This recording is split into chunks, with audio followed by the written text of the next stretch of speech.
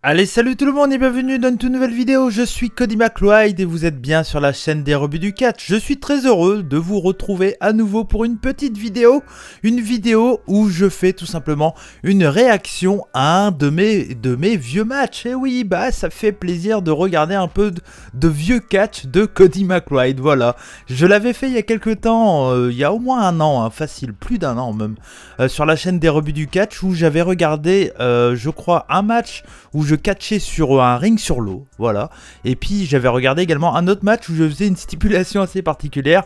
C'était un bra and panties, mais avec des hommes, dont moi, hein, voilà. Et donc voilà, je me suis dit que ça serait bien de refaire ce genre de format, tout simplement parce que vous êtes quand même assez nombreux à avoir rejoint la chaîne des rebuts du catch depuis le temps que j'avais fait ces vidéos. Et peut-être que certains d'entre vous n'étaient pas au courant que j'avais fait du catch à une certaine période de ma vie, hein, vous le savez sûrement, je suis encore dans le catch actuellement. Je suis commentateur pour Rix entre autres et pas que, hein. Il y a quelques shows qui sont disponibles sur la chaîne des rebuts du catch commentés par moi-même, et j'ai également été arbitre, mais voilà, mais ça bon, ça c'est pas intéressant de remontrer un match où j'étais arbitre. Là je pense que le plus intéressant c'était de remontrer et de réagir à des vieux matchs de moi tout simplement, et donc je voulais le faire et j'ai trouvé une petite pépite qui est sûrement peut-être, je dirais, le match où j'ai les meilleurs souvenirs. Je sais pas si c'est mon meilleur match que j'ai fait dans ma courte carrière de catcheur, mais en tout cas je pense que c'est le match où dans mes souvenirs c'était le mieux. Voilà, alors peut-être que je vais le regarder avec vous et je vais vous dire, oh c'était pourri en fait ça, c'était pas bon du tout, mais dans mes souvenirs c'était vraiment un bon match. Je vous remets un peu en condition, on est tout simplement lors des shows balèzes, et qu'est-ce que c'est balèze en fait? C'était tout simplement un rassemblement à la base c'était du backyard wrestling, donc ça se passait vraiment sur des tapis avec un ring fait maison, etc.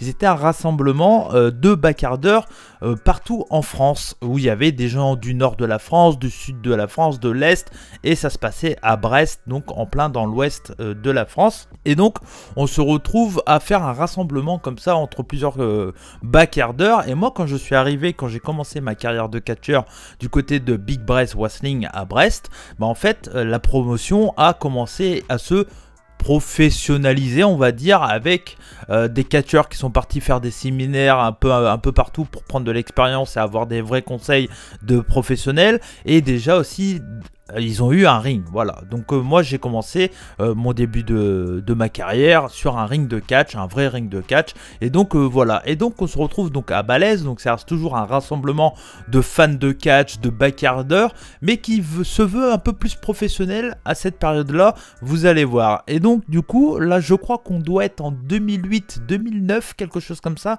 Je crois que c'est 2009, donc je dois avoir 19 ans, 18-19 ans, quelque chose comme ça.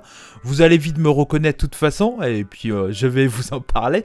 Mais voilà, donc je me suis dit que ça serait cool de vous en parler, parce que en plus cet adversaire contre qui je combats ce soir-là, c'est quelqu'un que j'aime toujours, que je ne parle plus, mais je sais que de temps en temps, quand j'ai pu lui envoyer quelques messages, bah ça s'est toujours bien passé. C'est tout simplement Kevin Rhino, qui est un catcheur belge, je crois qu'il catch encore du côté de la Belgique, dans des petites promotions en Belgique, et c'est un catcheur qui était vraiment...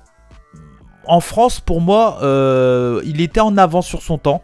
C'était quelqu'un qui était très technique, qui était vraiment dans un style très soumission, qui après dans le futur, vers 2010-2011, il est parti au Japon. Il s'est en train d'entraîner du côté de la Michinoku Pro Wrestling, la promotion du Great Sasuke. Et donc il a catché au Japon, il a fait du shoot wrestling au Japon. Donc c'est quelqu'un, voilà, qui a toujours aimé cet esprit combatif dans le catch. Et voilà, et donc je me souviens dans mes souvenirs qu'on avait fait un espèce de mélange.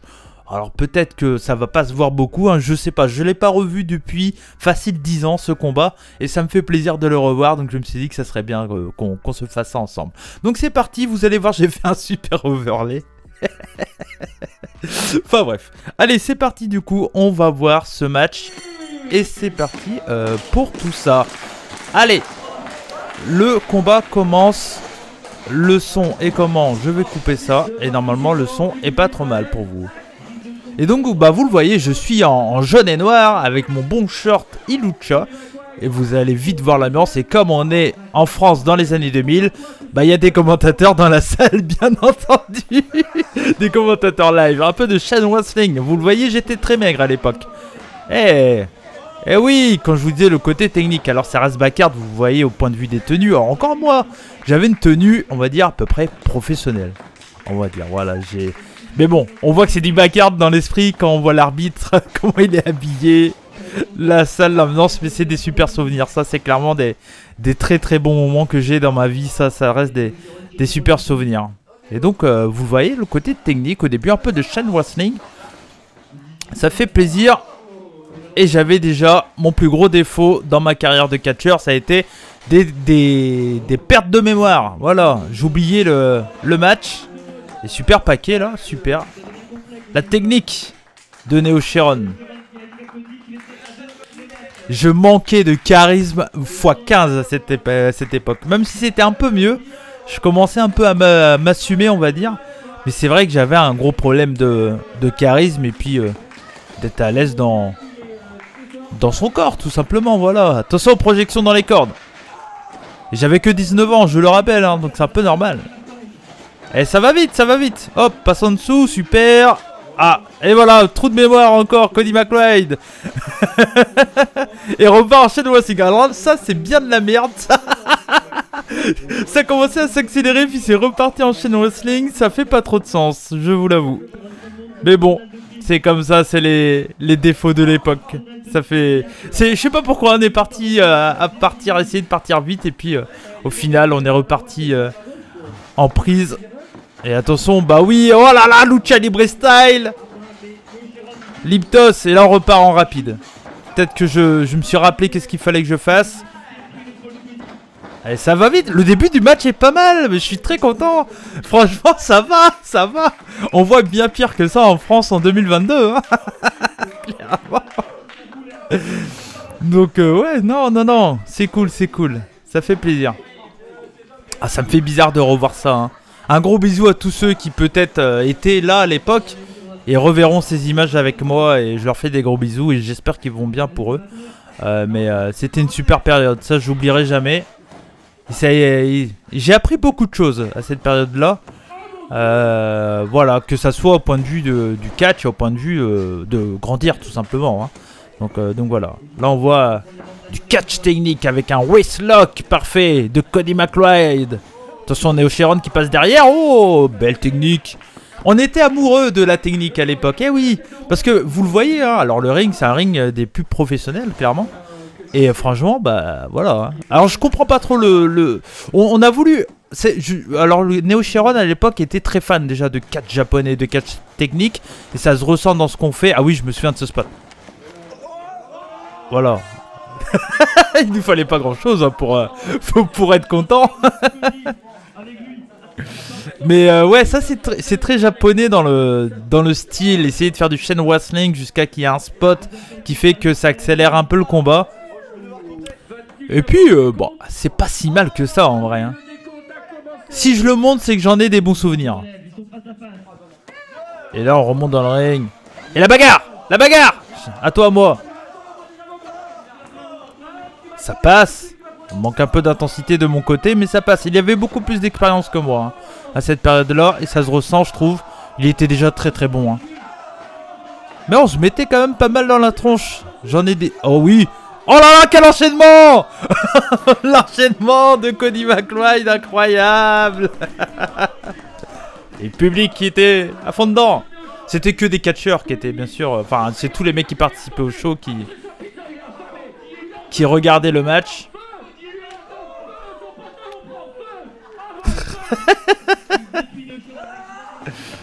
Projection dans le coin. Et là c'était ma spécialité. Ah non, parce que j'avais ma spécialité, si vous avez déjà vu, je vous l'avais expliqué, c'était la monkey flip, la planchette japonaise. Début de match, 1,5. C'est totalement logique, on est dans la logique des choses. Et il était très bon. Dans le selling, Neo Sharon, c'était vraiment quelque chose. Je sais pas, je pense pas qu'il verra cette vidéo. Je sais que peut-être certains d'entre vous qui sont peut-être encore en contact avec lui, voilà, qui verront cette vidéo. N'hésitez pas à lui envoyer, je lui fais des gros bisous. Et ça sera un plaisir que je reparlerai avec lui parce que... Il était déjà passé sur la chaîne de ces salles catch à l'époque où ils faisaient leur émission en... Oh là là, je sais pas ce que c'était mais c'était très cool. Un espèce de knee dropkick. Très bon, très bon. Et c'était bien intense. Et donc je disais, Neo Sharon, donc Kevin Rhino était passé à l'époque quand C'est ça le catch avait leur émission de radio à Banquise FM. Et ils avaient fait une soirée spéciale pour WrestleMania, il était venu. Et c'est quelqu'un qui est très très bon dans tous ses analyses catch et tout ça. Donc voilà. Il fait pas parler de lui, mais c'est quelqu'un qui était très important pour le catch on va dire en France, même s'il était belge. Alors pour le moment ça reste solide. On a eu l'enfourchement, c'est ma domination après le dropkick knee, hein, voilà, on va dire ça. On reprend dans le coin. J'avais tendance à partir tout le temps dans le coin. Le dropkick, qui était un peu bizarre. Pas de mon côté, c'est lui qui avait tourné. Bon, c'était un peu particulier. J'étais pas à l'aise avec mes mouvements. Je suis un peu raid là. Mais bon, ça va. Ça fait bizarre toujours de se regarder là. C'est particulier. La souplex qui passe crème. Qu'est-ce que je fais? Ah oui, ouais. Fan de Ric Flair, vous le voyez avec mon pull, j'avais la figure 4 dans mes movesets. Et super contre de la part de Neo Sharon qui reprend en soumission.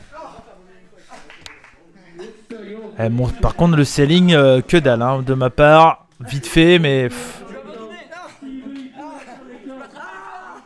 Ah ça va, ça passe. Et voilà, les cordes. J'avais des mitaines, parce que les mitaines, ça faisait bagarreur. J'étais très dans ma période UFC. Et je voyais les mecs avec les mitaines et je me disais, ah, c'est vrai que c'est cool. Et du coup, j'avais mis des mitaines. Pour tout vous dire, c'était des mitaines de cyclistes. Ça fait toujours moins cool. La prise en 4. Incroyable.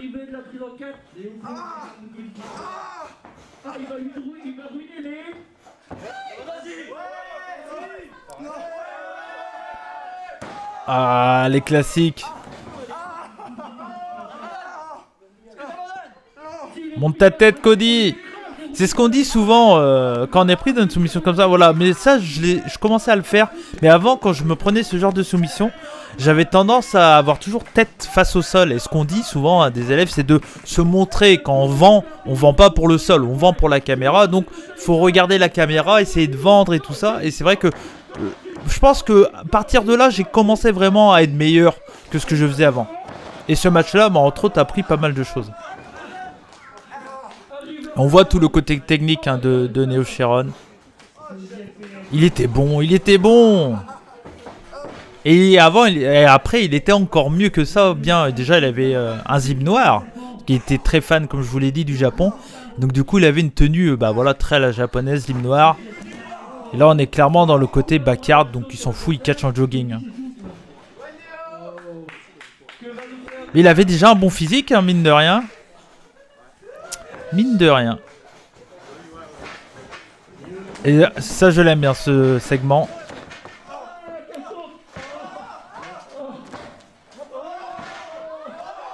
Ah oui. Aïe, aïe, aïe. Ça me fait plaisir. Et attention, il est sur la 3ème corde, que fait-il? Wouah, crossbody. On était en plein dans la période CZW tous là, on était tous fans de CZW. Et donc il y avait les klaxons comme à l'époque. On se marrait hein, c'était diffusé nulle part hein, que entre nous ça hein. Mais bon. On bouffait des pizzas, on faisait du catch, on buvait des bières. On était inconscients, mais c'est ça, c'est la bonne époque quand même. Oh, Richard. Ça vous parlera pas, mais ça me fait plaisir de revoir Richard. Et tous les gars avec qui j'ai... Je me suis pris la tête des fois avec ces mecs-là pour des conneries. Mais clairement... maintenant, ça serait autre chose si on se recroiserait tous. La monkey flip. Oh, il était mal tombé sur la jambe, là.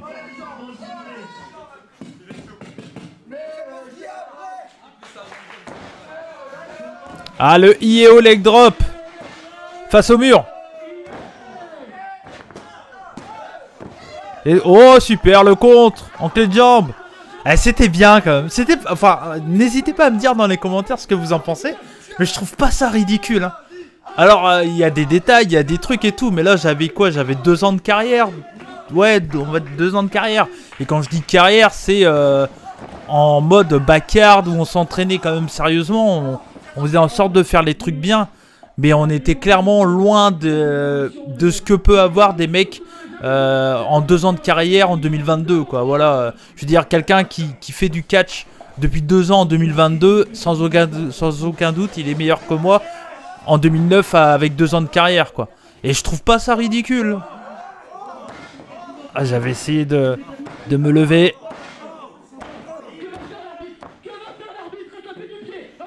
Attention. Le caméraman qui est occupé. Oh oui! Pas mal! On dirait qu'il a une trique énorme. C'est son froc, hein, je précise. À moins qu'il était content de prendre cette prise.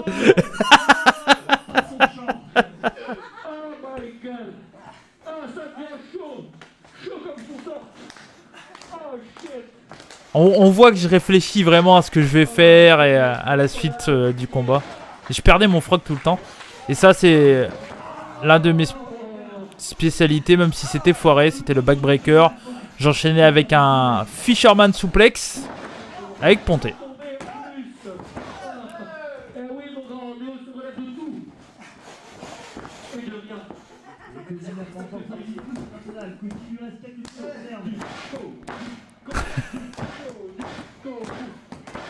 Ah, le selling incroyable. Attention, il compte. Oh, Deathval et Driver. Oh, le Nearfall. Incroyable.